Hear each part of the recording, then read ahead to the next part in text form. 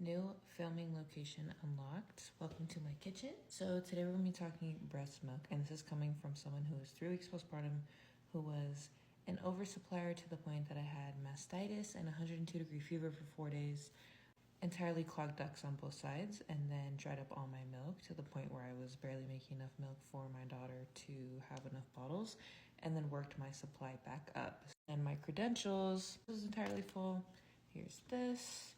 And then this is everything else that I have pumped today. So I have worked my supply up very well. This is in the past almost 24 hours. I have another pump in 2 hours. I'm expecting 6 to 8 ounces. So the math is correct. I've pumped about 42, 43 ounces so far in the day, and then probably about 6 to 8 later tonight. When I was breastfeeding for close to 2 weeks, and then when I got mastitis, I was in so much pain. I came on here literally crying to you guys, in so much pain with engorgement. I literally had clogged ducts on both sides going into my armpits. Like, I cried for a few hours every day because of how much pain I was in. So I wanted to start drying up my milk. So number one, we're going to talk about how I took care of my mastitis and clogged ducts. Number one, I did get an antibiotic from my OB for my mastitis. The night before I realized it was for sure mastitis, when I was going to bed, I had the worst chills of my life. I had been dealing with a lot of engorgement and really clogged ducts, and it was just kind of uncomfortable. That morning when I went to pump, I was using my handheld Medela pump, and it came out and it was just bloody and clumps coming out, and I was like, oh, okay, maybe just engorgement. That night when I was going to bed, I had the worst chills ever. I didn't have a thermometer. My mom brought me one the next day.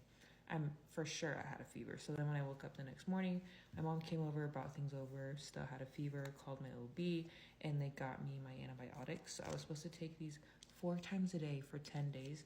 I stopped taking them around day 5 because they messed my stomach up really, really bad. But obviously the antibiotics did help a lot, and then also sunflower lecithin. So this is just going to help with blood flow and just help get everything kind of moving. And then the next thing was in the shower, taking a Haakaa, the handheld one. I would put Epsom salt in the bottom and then put in warm water from the shower.